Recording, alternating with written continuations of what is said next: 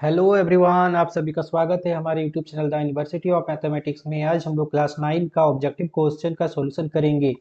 तो चलिए स्टार्ट करते हैं।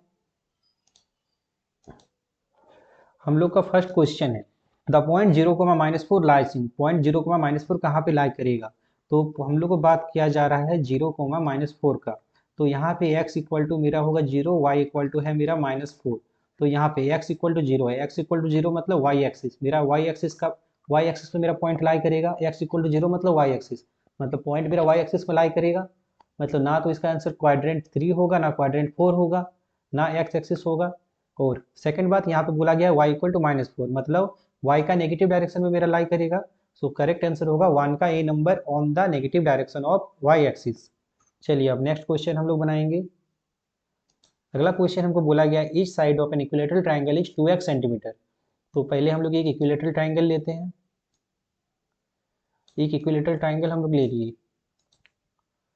अब हमको बोला गया है कि इक्विलेटरल ट्राइंगल का साइड है 2x सेंटीमीटर। ये 2x है, ये 2x है और ये भी 2x है। इसके अलावा हमको यहाँ पे बोला गया है x√3 इक्वल टू √48। तो हम लोग x इक्वल टू लिख सकते हैं √48/√3। इसको लिख सकते हैं √48/3। और ये कट के आएगा √16।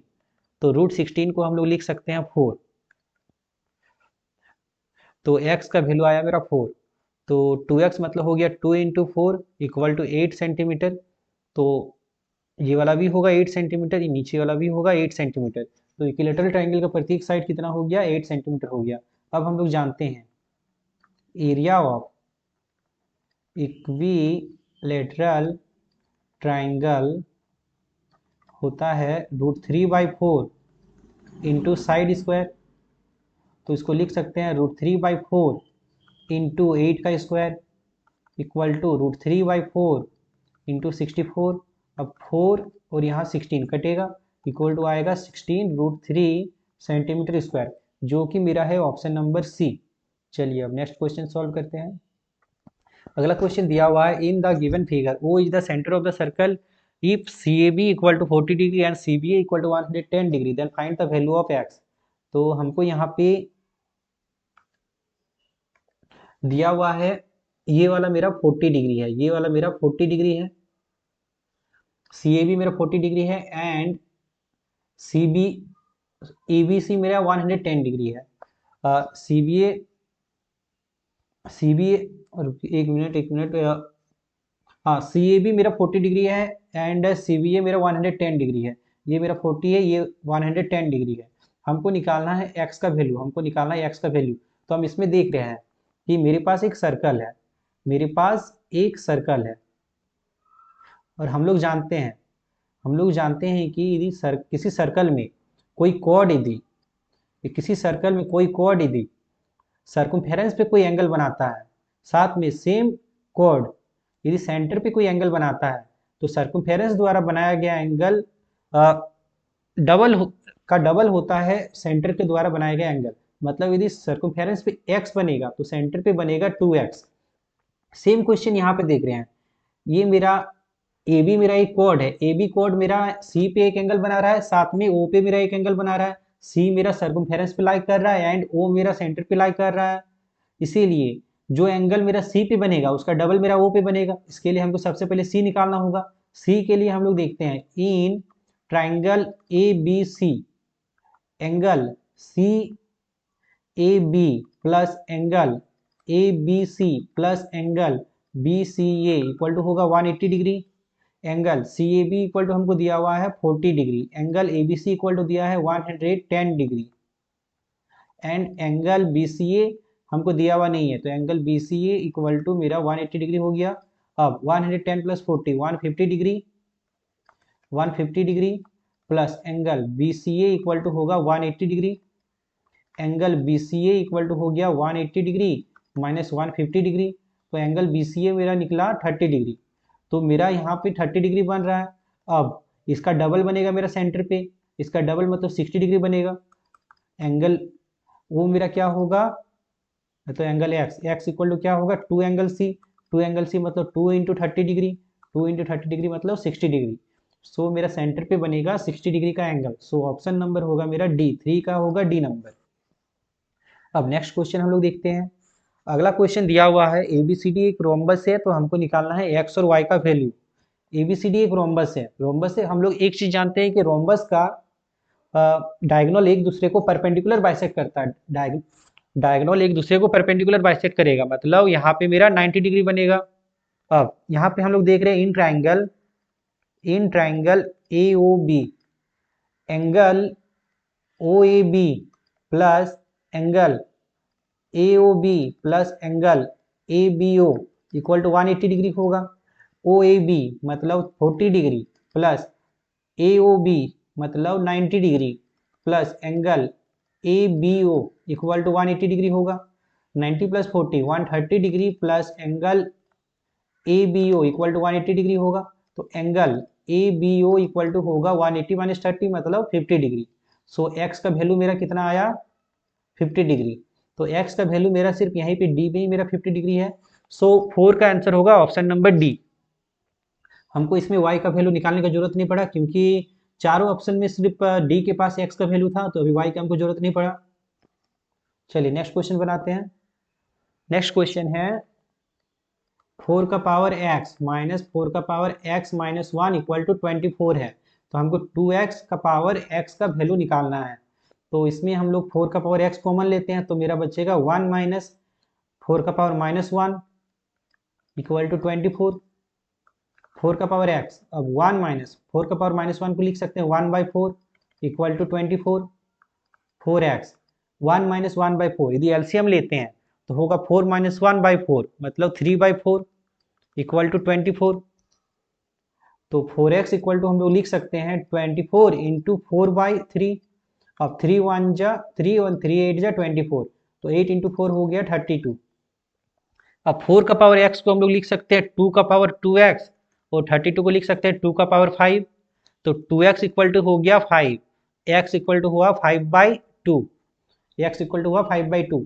हमको निकालना है 2x का पावर x का वैल्यू, तो लिख सकते हैं 2 इंटू 5/2 का पावर 5/2।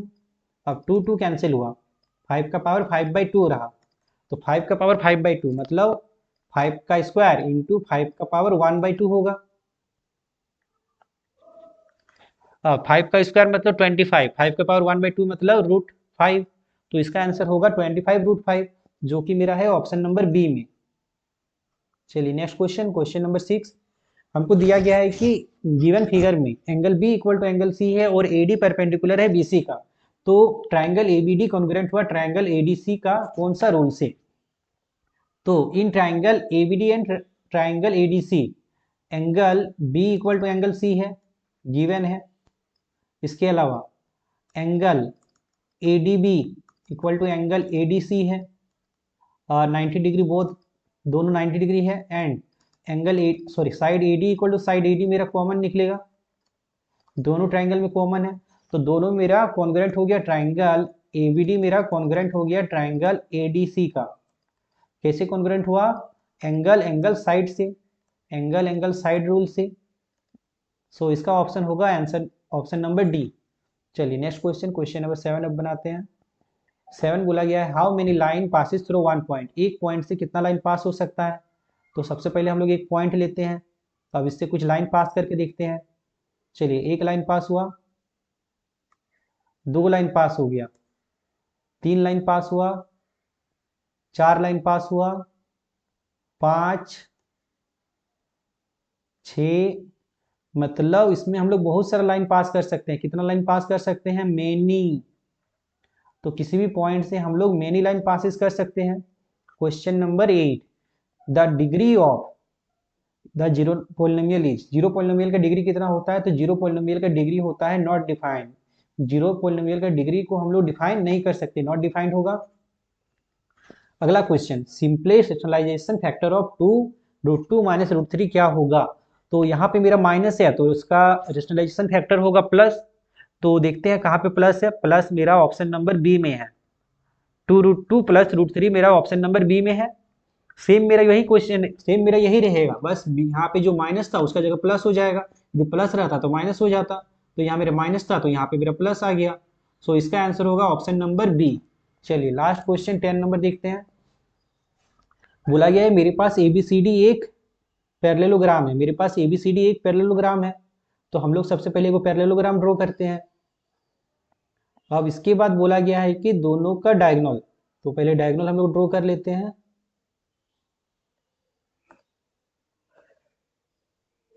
हाँ, अब इसका हम लोग अब नाम दे देते हैं, इसका नाम दे देते हैं ए बी सी डी। दोनों एक दूसरे को ओ पे इंटरसेक्ट कर रहा है। और इसके अलावा हमको बोला गया है डी ए सी 32 डिग्री है, डी ए सी ये वाला मेरा है 32 डिग्री, 32 डिग्री है। और इसके अलावा बोला गया है ए ओ बी मतलब ये वाला हमको बोला गया है 70 डिग्री है। हमको निकालना है डी बी सी मतलब हमको ये वाला निकालना है कितना होगा। तो ये यदि 70 डिग्री है तो ये वाला 110 डिग्री होगा लीनियर पेयर से। Angle A O B plus angle B O C equal to 180 degree होता है। तो एंगल ए ओ बी मेरा दिया था 70 डिग्री और बी ओ सी हमको दिया हुआ कुछ नहीं था, हमको ये निकालना था, तो 180 इक्वल टू हुआ। तो angle B O C equal to क्या होगा 180 माइनस 70 मतलब 110 डिग्री। तो 110 डिग्री हम लोग यहाँ पे लिख दिए। हमको निकालना है बी का वैल्यू, तो उससे पहले हमको सी का भी वैल्यू जानना होगा। तो हम लोग देख रहे हैं कि ए डी पैरेलल है बी सी का, क्यों, क्योंकि ए बी सी डी एक पैरेललोग्राम है। तो इसका अपोजिट साइड पैरेलल होगा। यदि अपोजिट साइड पैरेलल होगा तो ये वाला एंगल इस एंगल का इक्वल होगा अल्टरनेटिंग इंटीरियर एंगल से, तो ये वाला भी 32 डिग्री होगा। Angle D A C equal to होगा angle A C B alternating interior angle से, तो ये भी 32 डिग्री हुआ। अब ये 110 डिग्री है, ये 32 डिग्री है, तो एंगल बी का वैल्यू क्या होगा।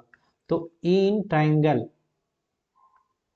बी ओ सी एंगल, इसको हम लोग एंगल मानते हैं बी, इसको अभी हम लोग एंगल बी मान के चलते हैं। तो एंगल बी प्लस ये है 110 डिग्री प्लस 110 प्लस ये वाला 32 डिग्री है प्लस 32 डिग्री इक्वल टू होगा 180 डिग्री। तो एंगल बी इक्वल टू होगा 180 degree minus 110 degree minus 32 degree. इसको सॉल्व करेंगे तो हम लोग का आएगा 38 डिग्री। सो रिक्वायर्ड मेरा आंसर होगा 38 डिग्री। तो 10 का आंसर होगा ऑप्शन नंबर बी। चलो आज का क्लास यहीं तक रहने देते हैं। उम्मीद करते हैं आज का वीडियो आप लोग को पसंद आए तो एक लाइक कर दीजिए और आगे वीडियो देखने के लिए कमेंट कीजिए कि नेक्स्ट पार्ट जल्द से जल्द अपलोड कीजिए। Thank you for watching.